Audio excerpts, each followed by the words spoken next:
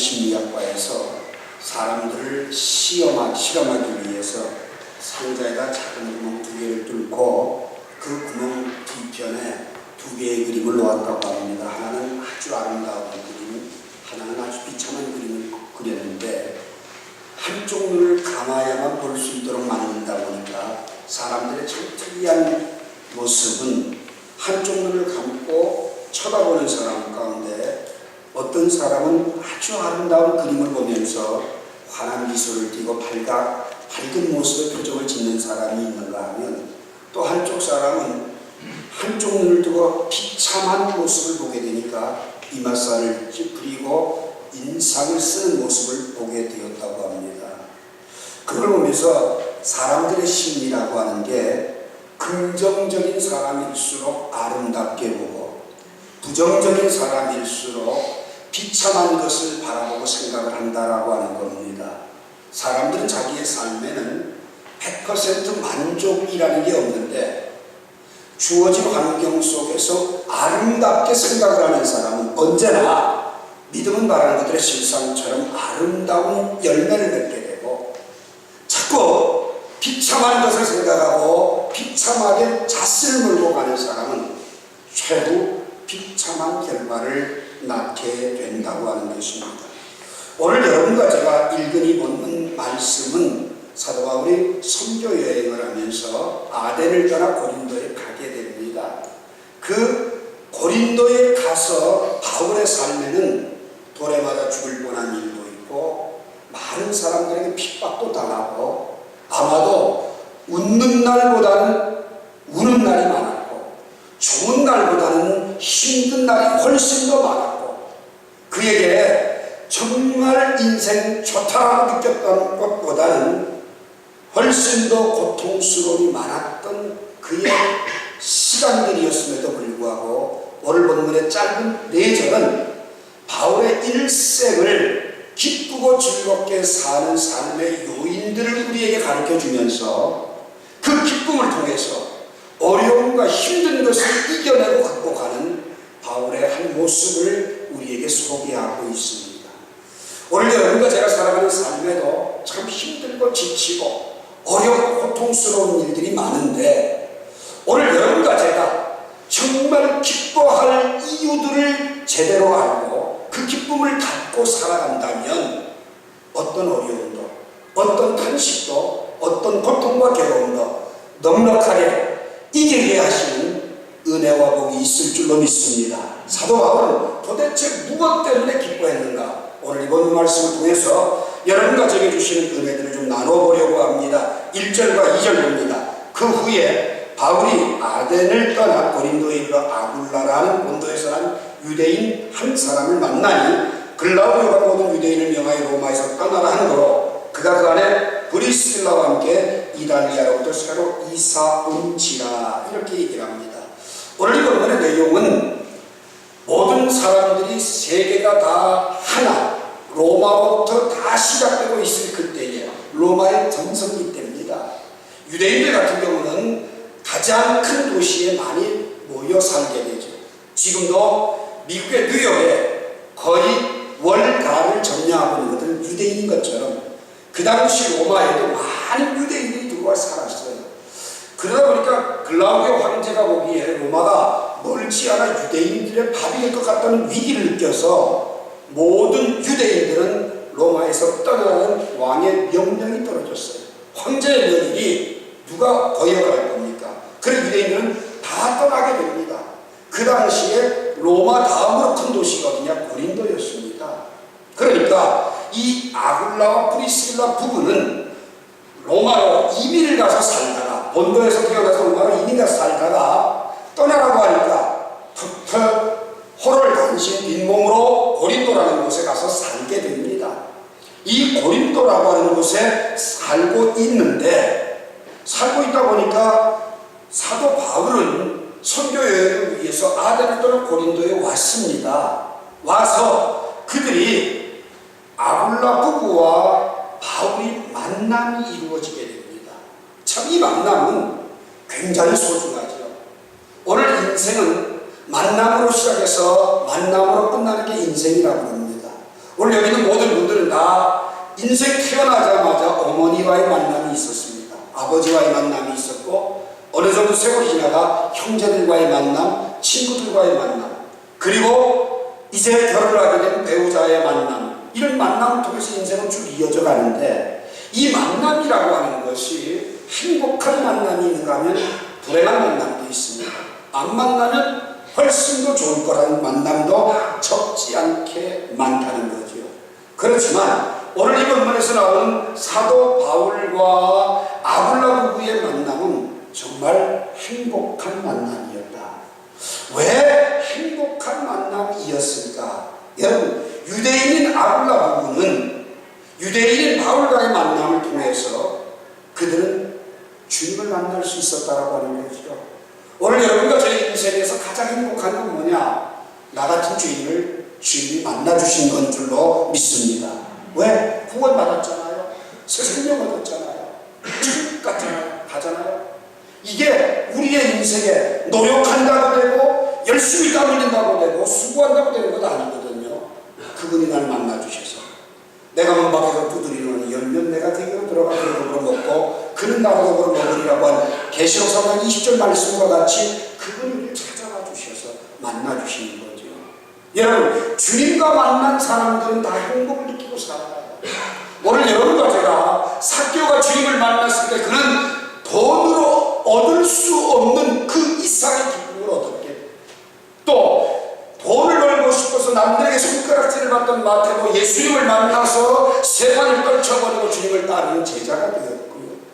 우리가 잘 아는 베드로와 안드레도 고기를 잡다가 실패한 모습 속에서 주님을 만나서 인생의 참된 행복을 얻었죠. 오늘 바울과 이 아굴라 부부의 만남은 너무 행복한 만남, 그 만남이 너무 기뻤다라고 하는 겁니다. 로마서 16장 3절 4절에 보게 되면 너희가 그리스도 예수 안에서 나의 동역자들인 브리스가와 아굴라에게 문안하라. 그리스도 예수 안에서 만남이 되었다라고 하는 건 얼마나 귀한 축복입니까?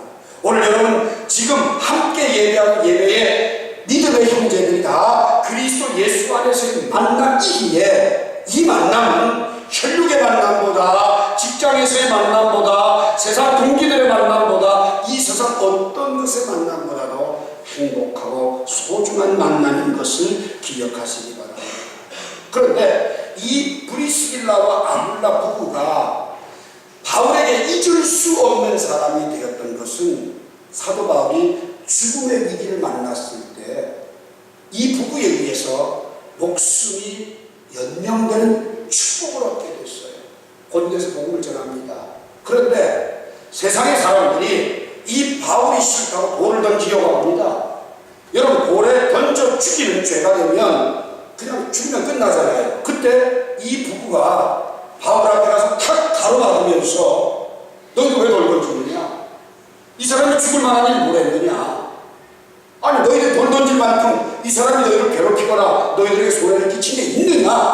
하면서 대결을 하는 사이에 사도 바울은 도망을 가게 됩니다. 그래서 생명이 부지하는 놀라운 은혜를 경험하게 되죠.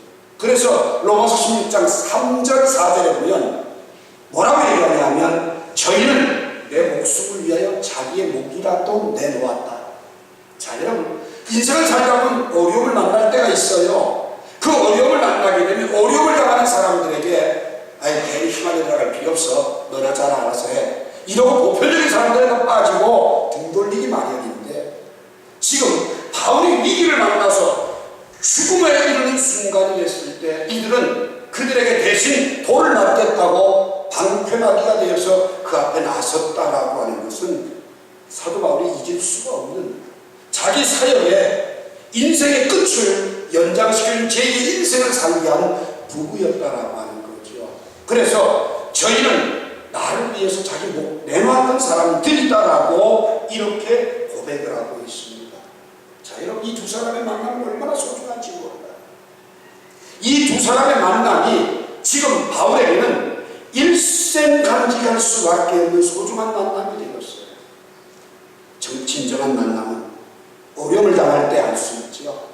여러분들이 먹을 것 있고 정말 편하게 살아갈 때는 많은 친구들이 있어요.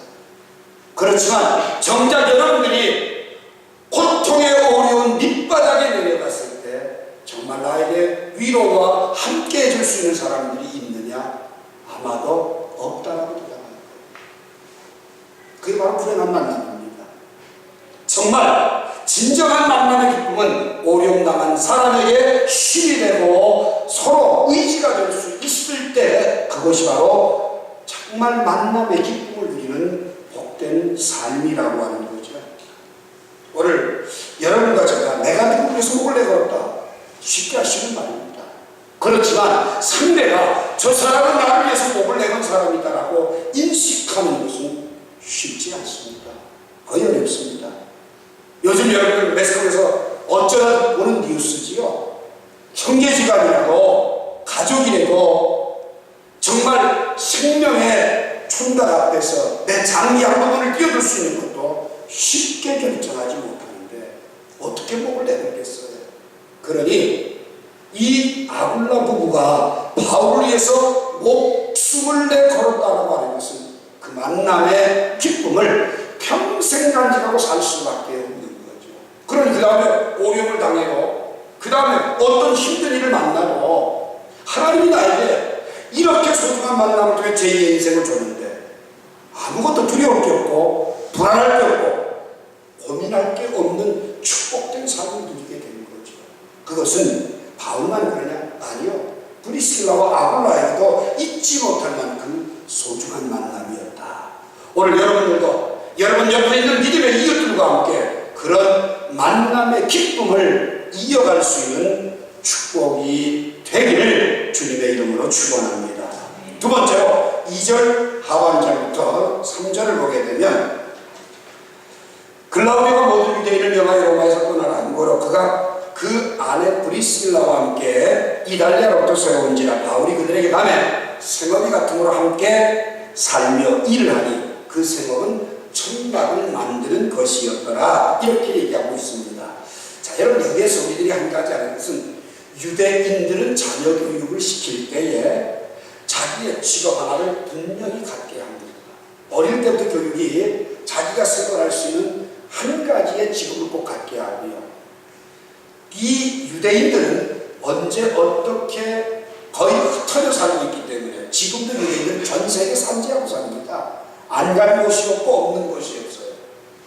그러다 보니까 이들은 위기의 때에 내 직업을 갖지 못할 때에 생명을 유지할 수 있는 세컨자 부업을 꼭 기술 하나씩을 가르칩니다. 그래서 자녀들에게 언제든지 자기 스스로 살아갈 수 있는 기술들을 한 가지 이상을 꼭 가르치는 것이 유대인들의 자녀교육 방법입니다. 지금 사도 바울은 유대인이지만 로마의 시민권을 가지고 있어요. 글라우디오 황제가 나가라고 하는 명령을 바울은 나갈 이유가 없는 사람이에요. 그렇지만 아굴라와 프리스길라는 유대인, 본도에서 태어난 유대인이기 때문에 소아시아 북부 지역입니다. 본도가 터키 지역입니다. 그런데 그들은 로마 시민권이 없으니까 쫓겨나야 하는데요. 쫓겨나서 고린도에 왔는데, 자, 여러분, 2주 가는 사람이 뭘 가져가요? 깨끗해봐야 옷 몇 벌, 소지품 몇 개 가져갈 뿐이죠. 아무것도 없죠.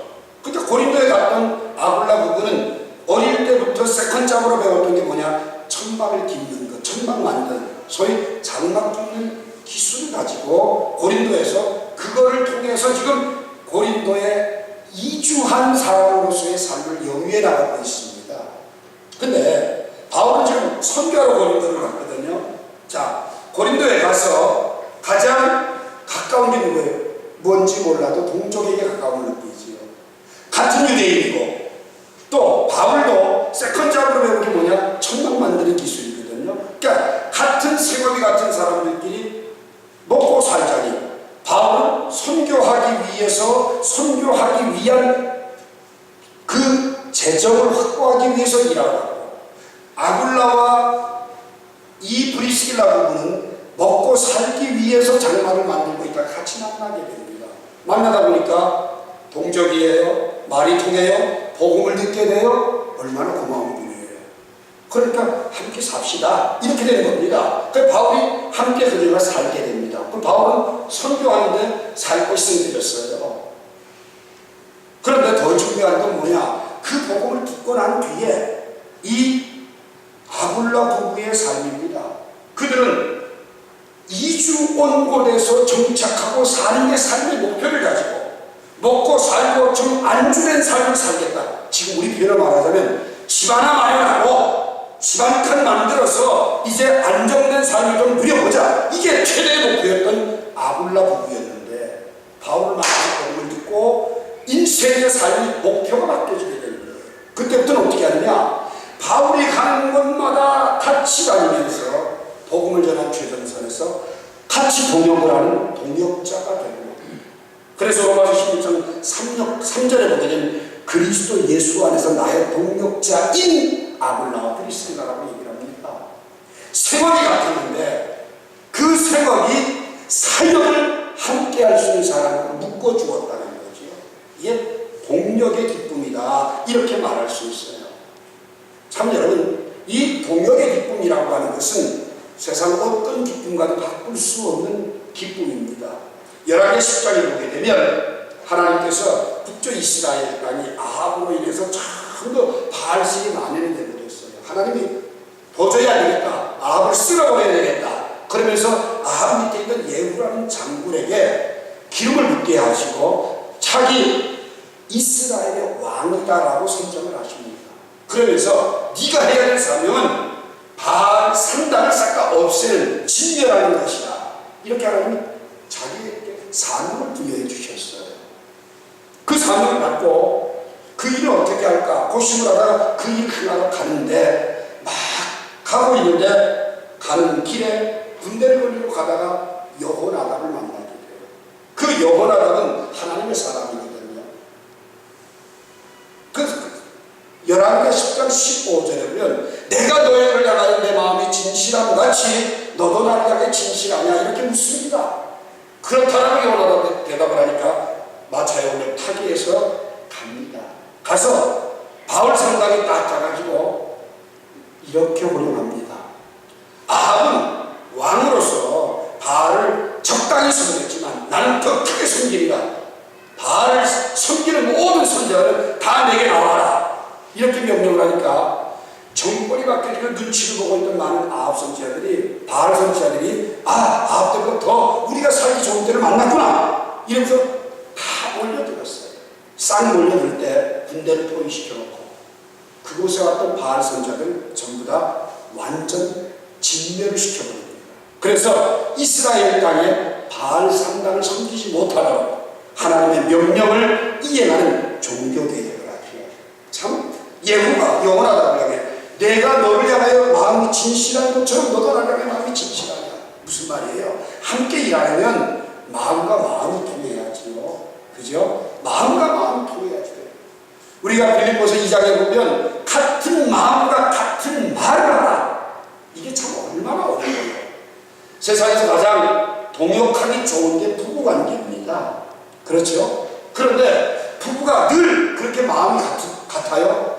생각이 같고 하나가 됩니까? 아니요. 여러분, 부부가 함께 하나가 될 수 있다면 그 가정은 행복한 가정이에요. 여자가 좀 잘 믿어보려고 남자가 못 믿게 잡아당기고, 남자가 좀 뭘 해보려면 여자가 잡아당기고, 참 이 집은 불행한 집안입니다. 부부가 같이 동요하지 못하는 것만큼 비참한 게 없어요. 가정이 그만큼 어려워지고 힘든 게 없어요.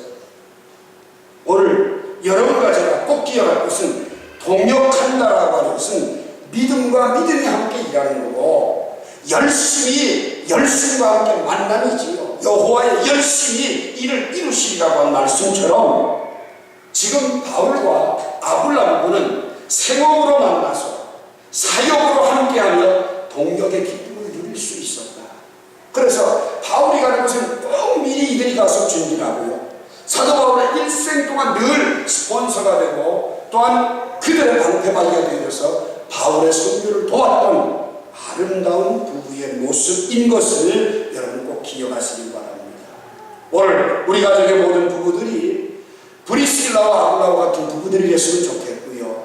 우리 미혼 남녀들도 꼭 믿음의 밸런스가 맞고 서로 도전을 줄 수 있고 서로 동력을 할 수 있는 부부를 만나는 것. 믿음의 균형이 깨져서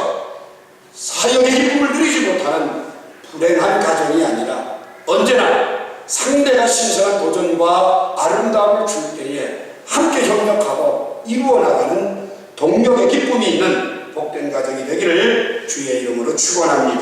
마지막 세 번째로 4절 말씀을 보게 되면 안식일마다 바울이 회당에 가서 강론하고 유대인과 헬라인을 권면하니라 이렇게 얘기합니다. 자, 지금 선교하러 왔던 바울은 사람들이 모인 장소를 찾는데 유대인들이 안식일에 회당에 모이니까 거기를 선교 전략지로 정했습니다. 그 회당의 선교 전략지의 사역이 어떻게 되느냐? 여러분 8절 말씀을 보게 되면 이렇게 얘기를 합니다. 회당장 그리스도와 온 집으로 더불어 주를 믿으며, 여러분 유대인이 하나님을 믿던 그들이 주를 믿는 역사가 바울의 메시지를 통해서 이루어지게 됐어요. 그뿐만 아니라 수다한 고린도 사람도 듣고 믿어 세례를 받더라. 여러분 아굴라 부부가 바울을 섬기면서 복음을 전하는 것과 수많은 고린도 사람들이 예수를 믿고 돌아서는 역사가 나타났어요. 그런데 그 사실을 뒷받침하는 놀라운 일을 로마서 16장 5절이 설명을 해요.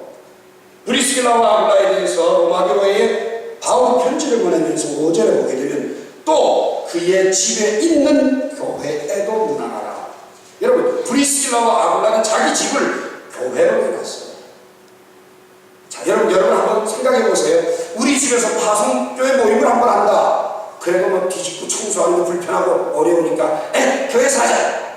이게 18번인데 허구한 날, 이때 이 교회는 주일날만 모이는 게 아니라 허구한 날 매일 모이기를 힘쓰고 떡을 같이 떼야지 되고 기도하기를 힘써요. 하루 제일 바쁜 겁니다. 그런데 자기 집을 오픈하고 교회로 세웠다라고 하는 것은요 엄청난 도전을 주는 일입니다. 아무도 아멘 안 하잖아, 그죠? 미쳤어, 우리 집을 내놓게.